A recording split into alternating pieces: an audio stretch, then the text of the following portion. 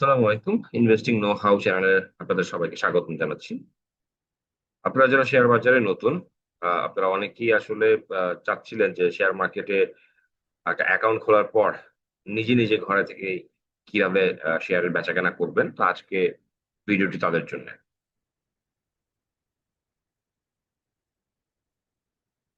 আজ আমি আপনাদের ডিএসই মোবাইল অ্যাপ এবং অনলাইন ট্রেডিং সিস্টেম বা ওএমএস ব্যবহারের খুঁটিনাটি হাতে কলমে দেখাবো এই ভিডিওর মাধ্যমে। তো আসুন শুরু করা যাক।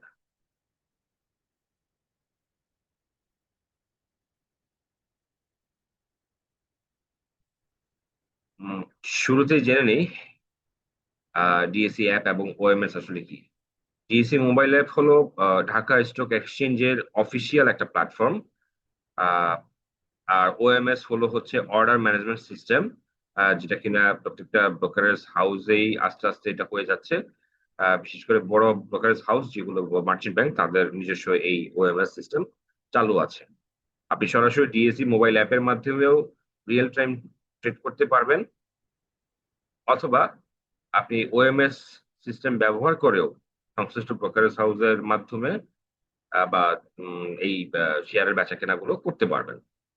সুবিধা হচ্ছে যে রিয়াল টাইম প্রাইস আপনি আপডেট দেখতে পাবেন, পোর্টফোলিও ট্র্যাকিং করতে পারবেন এবং তাৎক্ষণিক buy sell, order modify, cancel এই জিনিসগুলো আপনি করতে পারবেন।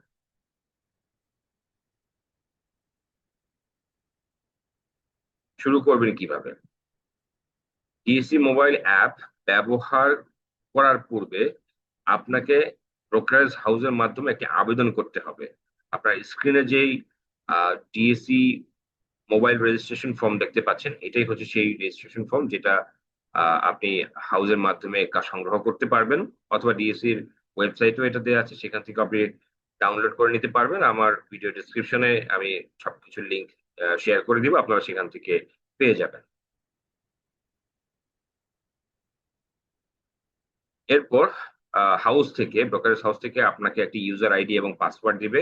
এরপর প্লে স্টোর থেকে ডিএসি মোবাইল অ্যাপটি ডাউনলোড করে আপনার আইডি দিয়ে লগইন করলেই আপনি মার্কেটের সাথে সংযুক্ত হয়ে যাবে। মনে রাখবেন ২০২৬ সালে এখন প্রায় সব হাউসই এই ডিজিটাল সুবিধা প্রদান করছে। অ্যাপের ভিতরে যা পাবেন বা মূল ফিচারস সমূহ হচ্ছে অ্যাপে লগইন করার পর আপনি কয়েকটি গুরুত্বপূর্ণ অপশন পাবেন। তার মধ্যে অন্যতম কিছু জিনিস আমি এখানে আপনাদের সঙ্গে শেয়ার করছি। বাকিগুলো আ ডিএসসির নিজস্ব টিউটোরিয়াল এবং আ গাইড বুক পিডিএফ আকারে শেয়ার করা আছে। আমি সেটা ডেসক্রিপশন সেকশনে শেয়ার করে দিচ্ছি। আপনারা দেখে নিতে পারবেন। প্রথমেই মার্কেট অপশনে সব শেয়ারের বর্তমান দাম দেখা যাবে। সেকেন্ড হচ্ছে ওয়াচ লিস্ট যেখানে আপনি আপনার পছন্দ মতো শেয়ারগুলো সেভ করে রাখতে পারবেন। সবচেয়ে গুরুত্বপূর্ণ হলো পোর্টফোলিও যেখানে আপনি দেখতে পাবেন আপনার পোর্টফোলিওর রিয়াল টাইম লাভ এবং লস আর আপনার দেওয়া অর্ডার গুলো কার্যকর হলো কিনা বা পেন্ডিং আছে কিনা সেগুলো হচ্ছে অর্ডার বুকে আপনি দেখতে পাবেন। স্ক্রিনে যে ছবিগুলো দেখছেন এটাই হচ্ছে ডিএসই অ্যাপের সেই প্ল্যাটফর্ম যেখানে আপনি এই ধরনের স্ক্রিনগুলো দেখতে পাবেন।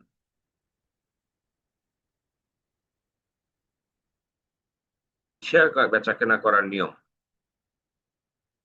এখন দেখব কিভাবে অর্ডার দিবেন। ধরুন আপনি স্কয়ার ফার্মার আ ১০০ টি শেয়ার কিনতে চাচ্ছেন ৳২১০.৫০।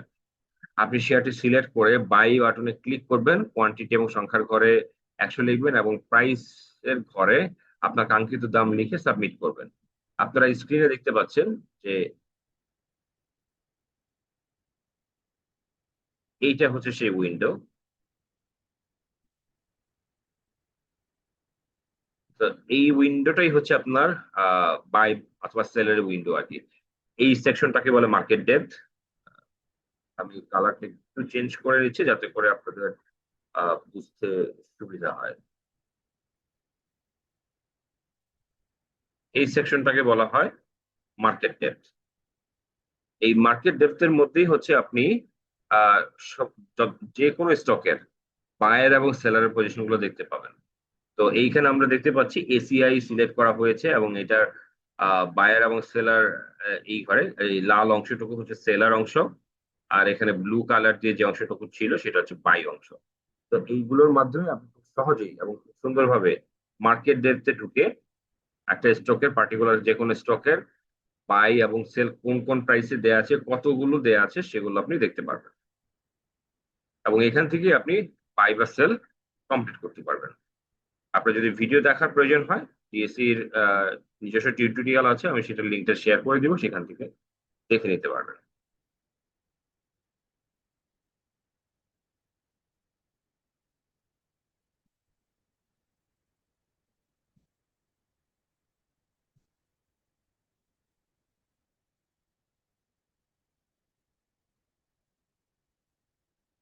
আমরা এখন যেটা দেখতে পাচ্ছি, আহ, আপনারা নিশ্চয়ই স্ক্রিনে দেখতে পাচ্ছেন যে ডিএসসির মোবাইল অ্যাপ আপনি কিভাবে ব্যবহার করবেন সেটার একটা টিউটোরিয়াল আমরা একটু দেখি।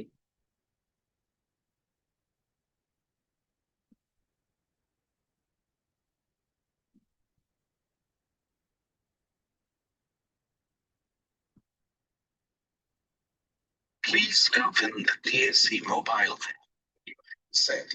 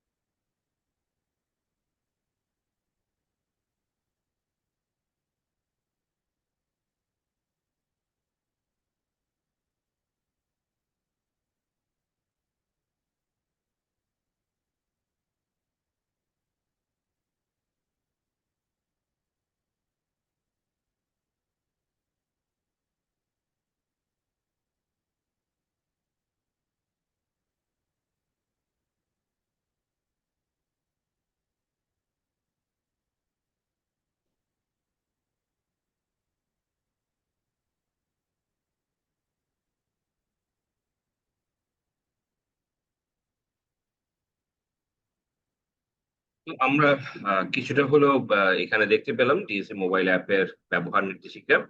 আহ, এই টিউটোরিয়ালের যে ইউটিউব লিংক, সেটাও আমাদের ভিডিও সেকশনের ডেসক্রিপশনে আপনি পেয়ে যাবেন। সেখান থেকে আপনি আবার জুম করে বড় করে দেখে নিতে পারবেন। তো একটা কথা এখানে একটু বলে রাখছি, ডিএসসি মোবাইল অ্যাপ আপনি যদি ইউজ করতে চান, এটা দুইটা ভার্সন আছে। একটা হচ্ছে ভিউ টার্মিনাল, যেটা সম্পূর্ণ ফ্রি, এবং দ্বিতীয়টা হচ্ছে ট্রেডিং টার্মিনাল, যেটাতে মান্থলি বা অ্যানুয়ালি কিছু চার্জ প্রযোজ্য।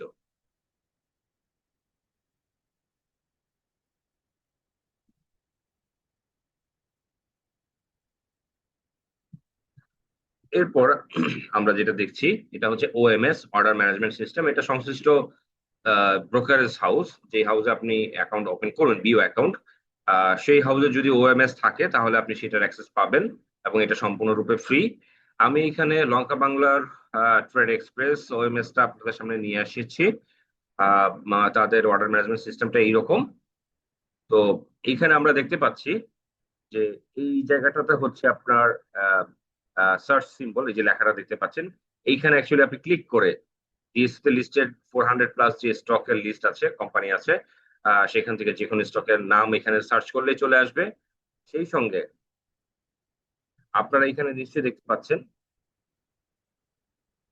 যে এটাকে বলে মার্কেট ডেপথ।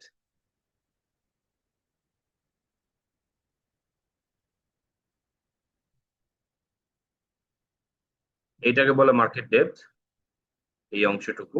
এইখানে এই গ্রিন কালার অংশটুকু হচ্ছে বায়ার এবং এই রেড কালার অংশটুকু হচ্ছে সেলার। এইটা হচ্ছে কোয়ান্টিটি, এটা বাই কোয়ান্টিটি, এটা সেল কোয়ান্টিটি। সো এখান থেকে যেমন একজন বায়ার, ফার্স্ট জনতা মিউচুয়াল ফান্ড, সে হচ্ছে 3 টাকা 10 পয়সায়, একজন বায়ার, এখানে অনেক বায়ার হতে পারে, সে 7,97,000 শেয়ারের বাই দিয়ে রেখেছে। অন্যদিকে যারা সেলার, তারা বলছে তারা 3 টাকা 20 পয়সায় সেল করবে 3,22,000। এখন আপনি যদি এইভাবে বাই বসিয়ে রাখেন, এই সেলার যদি কখনো মনে করে যে না, আমি 3 টাকা 10 পয়সায় সেল করে দেবো, তাহলে সে মডিফাই করে 3 টাকা 10 যখন করবে, তখনই আপনি কিন্তু বাইটা আপনার এক্সিকিউট হয়ে যাবে। ঠিক একইভাবে আপনি মনে করলেন যে না, সেলাররা শেয়ার দিচ্ছে না বা শেয়ার সেল করতে চাচ্ছে না 3 টাকা 10 পয়সায়, আপনি কি কিনে নিতে চাচ্ছেন, তখন আপনি মডিফাই করে 3 টাকা 10-এর জায়গায় 3 টাকা 20 লিখে সাবমিট করলেই অটোমেটিক্যালি 3 টাকা 20 পয়সায় আপনার শেয়ার বাই হয়ে যাবে।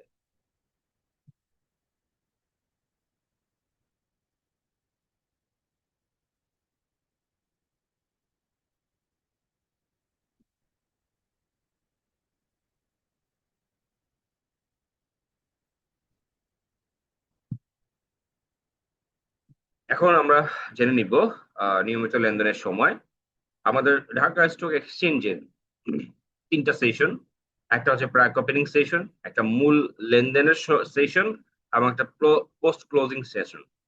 আপনার প্রাক ওপেনিং সেশন হচ্ছে 9টা 45 থেকে 10টা। এই সময়টাতে আপনি শুধুমাত্র পেন্ডিং অর্ডার হিসেবে কিছু অর্ডার দিয়ে রাখতে পারবেন, যেটা 10টা বাজার সাথে সাথে আপনার সাবমিট হবে।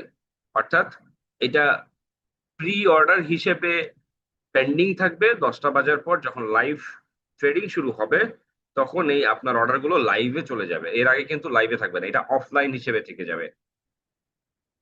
দ্বিতীয়ত, মূল লেনদেনের যে সময়টা সেটা, এবং সেটা 10টা থেকে 2টা 20 পর্যন্ত চলে কন্টিনিউয়াসলি। এবং এই সময়টাতে আপনি যে কোনো রকমের যত অর্ডার দিবেন সেগুলো কিন্তু লাইভ অর্ডার হবে এবং আপনার শর্ত ম্যাচ করার সাপেক্ষে এক্সিকিউট হবে অথবা পেন্ডিং অবস্থায় থাকবে। তৃতীয় সেশন হলো পোস্ট ক্লোজিং সেশন, অর্থাৎ 2টা 20-এ আমাদের লাইভ মার্কেটটা শেষ হয়ে যায়। এই সময়ের পরে প্রাইসের আর কোনো রকমের চেঞ্জ হয় না, অর্থাৎ একটা ক্লোজিং প্রাইস চলে আসে সারাদিনের আহ, যে প্রাইস গুলোতে শেয়ারের লেনদেন হয়েছে সেটার একটা অ্যাভারেজ ক্লোজিং প্রাইস চলে আসে। সেই ক্লোজিং প্রাইসেও যদি আপনি শেয়ার বাই সেল করতে চান, বায়ার এবং সেলার থাকা সাপেক্ষে আপনি কিন্তু শেয়ারের বাই সেল করতে পারবেন। এবং সেই সময়টা হচ্ছে 10 মিনিটের জন্য থাকে, 2টা 20 থেকে 2টা 30 পর্যন্ত।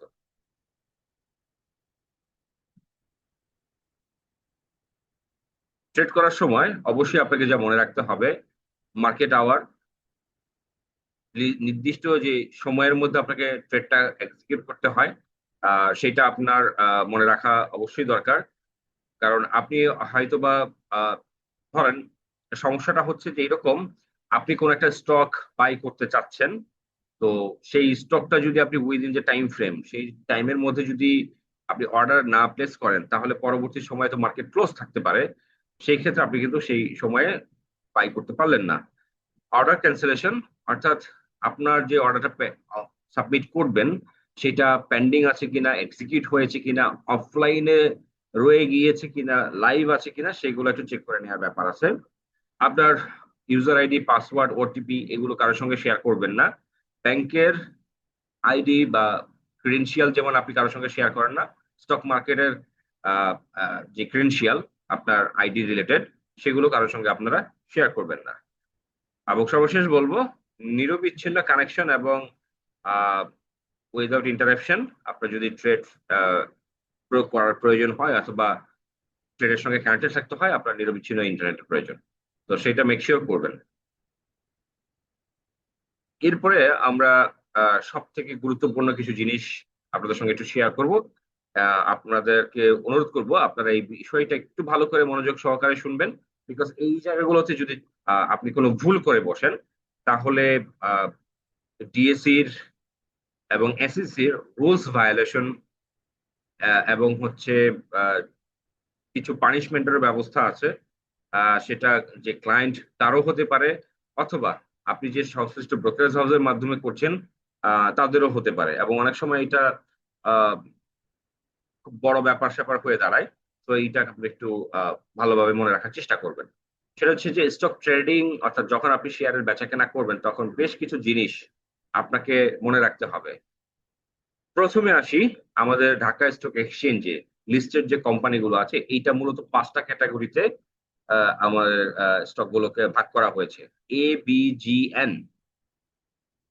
এর মধ্যে এই ক্যাটাগরির স্টক হচ্ছে সেই সমস্ত স্টক যেগুলো 10% এবং তার থেকে আরো বেশি ডিভিডেন্ড ডিক্লারেশন দেয় প্রতি বছর।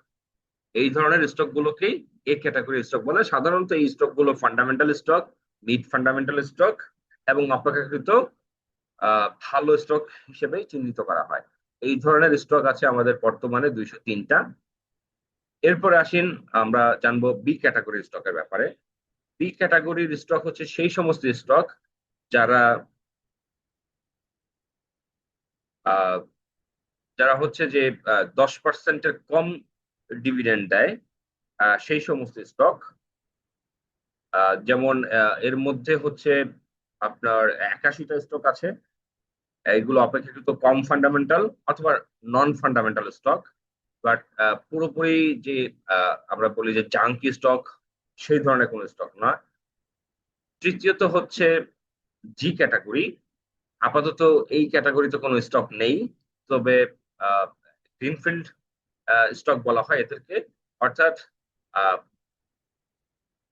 প্রি অপারেশনের একটা সিচুয়েশন, লিস্টেড হয়েছে বাট তারা অপারেশনে যাবে হচ্ছে পরে।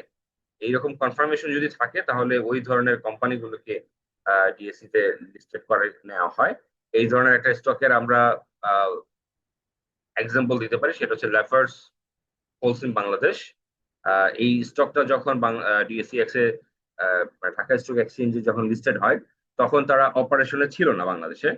বাট যেহেতু মাল্টিন্যাশনাল কোম্পানি এবং এটা শিওর ছিল যে তারা অপারেশনে যাবেই, তো ওই গ্যারান্টি পাওয়ার পরে তারা তাদেরকে আসলে ডিএসসি লিস্টিং করানো হয় এবং পরবর্তী আহ, বেশ অল্প সময়ের মধ্যেই তারা অপারেশনে চলে যায়। তো এই রকম ক্যাটাগরি সম্পন্ন যদি কোনো স্টক ভবিষ্যতে আবার আসে তাদেরকে জি ক্যাটাগরিতে রাখা হয়। চতুর্থত হচ্ছে এন ক্যাটাগরি। এন ক্যাটাগরি মানে হচ্ছে এখানে আইপিও তে নতুন যে স্টক গুলো লিস্টেড হয় সেই ক্যাটাগরি গুলোকেই আসলে এন ক্যাটাগরিতে দেখানো হয়।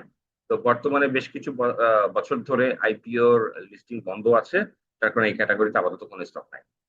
এবং সর্বশেষ যেটা থাকে জেড ক্যাটাগরি, এই লিস্টে আছে 112টি স্টক। এগুলোর জেড ক্যাটাগরিতে যাওয়ার বেশ কিছু কারণ আছে, তার মধ্যে হচ্ছে আহ, সময় মতো এজিএম না করা, ডিভিডেন্ড না দেওয়া, ডিভিডেন্ড ডিসবার্স না করা, এবং কোম্পানির যে প্রোডাকশন অথবা অপারেশন সেটা বন্ধ থাকা। এই ধরনের বিভিন্ন কারণে জেড ক্যাটাগরিতে এটাকে রাখা হয় এই ধরনের কোম্পানিগুলোকে, এবং এই ধরনের কোম্পানি আছে 112টা। তো এই ধরনের স্টক গুলো হয় খুব বেশি স্পেকুলেটিভ এবং জাঙ্কি স্টক, নন ফান্ডামেন্টাল স্টক, এবং এগুলো খুবই রিস্কি এবং ইনভেস্টমেন্ট খুবই ঝুঁকিপূর্ণ থাকে। তো এর মধ্যে আপনারা অলরেডি জেনে গিয়েছেন যে ঢাকা স্টক এক্সচেঞ্জে কোন ক্যাটাগরিতে কতগুলো স্টক আছে এবং তাদের ডিভিডেন্ড পলিসি কত পার্সেন্ট হলে তারা এ বি ক্যাটাগরিতে থাকতে পারছে, এবং সেই সঙ্গে জেড ক্যাটাগরির বিষয়ে আপনারা জানতে পারলেন। এবারে আমরা জানবো শেয়ার ম্যাচুরিটি সময়। শেয়ার ম্যাচুরিটি সময় ম্যাচুরিটি আসলে কি? আপনি ধরেন কোন একটা স্টক যদি বাই করেন, সঙ্গে সঙ্গে কিন্তু আপনি সেই স্টকটা সেল করতে পারবেন না, সেটার জন্য আপনাকে কয়েকটা দিন অপেক্ষা করতে হবে। তো সেই জন্য আপনাকে আমাদের এই সেকশনটা মনে রাখতে হবে। এ, বি, জি, এন, এই চারটা ক্যাটাগরির যে কোনো স্টক আপনি যখন বাই করবেন সেটা T+2 সময় ম্যাচিউর হবে এবং তারপর আপনি সেল করতে পারবেন। T+2 মানে হচ্ছে 3 দিন সময় লাগে, অর্থাৎ আপনি যেদিন বাই করেছেন সেটা টি, এবং এই সঙ্গে অ্যাডিশনাল আরো 2 দিন লাগবে। অর্থাৎ আপনি আজকে যদি বাই করেন, আপনি ঠিক 3 দিন যখন হয়ে যাবে 3 দিনের সময় আপনি শেয়ারটা সেল করতে পারবেন। আর যেগুলো জেড ক্যাটাগরির স্টক সেগুলো হচ্ছে T+3, অর্থাৎ 4 দিন সময় লাগে, আপনি 4 দিনের সময়ে যে ক্যাটাগরির স্টক গুলো সেল করতে পারবেন। সর্বশেষ আসেন স্পট ট্রেডিং এ।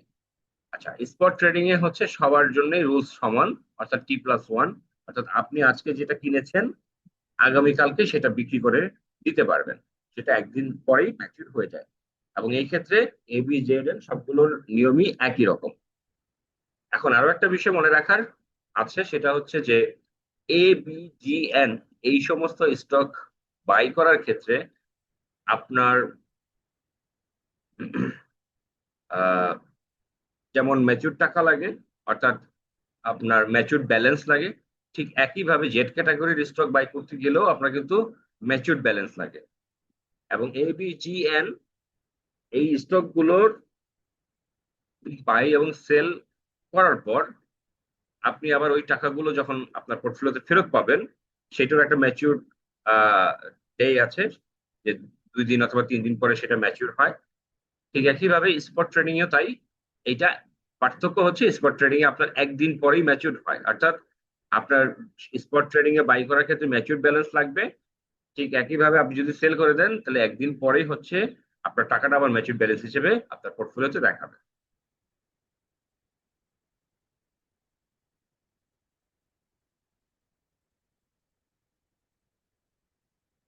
তো সর্বশেষ আহ বলতে চাই যে অ্যাপ চালানো শেখাটা সহজ, কিন্তু কোন শেয়ারটি কিনবেন এবং কখন কিনবেন সেটি হলো আসল চ্যালেঞ্জ। আমাদের লার্ন অ্যান্ড আর্ন কোর্সের মাধ্যমে আমরা শুধু অ্যাপ ব্যবহার নয়, বরং টেকনিক্যাল চার্ট দেখে সঠিক সময়ে এন্ট্রি এবং এক্সিট নেওয়াও শেখাই। আপনি যদি প্রফেশনালি ট্রেডিংটাকে আরো বেশি রপ্ত করতে চান, এক্সপার্ট অথবা স্কিল্ড হতে চান, তাহলে আমাদের লার্ন আর্ন কোর্সটি আপনার জন্য। যেখানে আমরা বিভিন্ন রকমের টেকনিক্যাল চার্ট দেখানো এবং বিশ্লেষণ কিভাবে করতে হয় সেটা শিখাবো।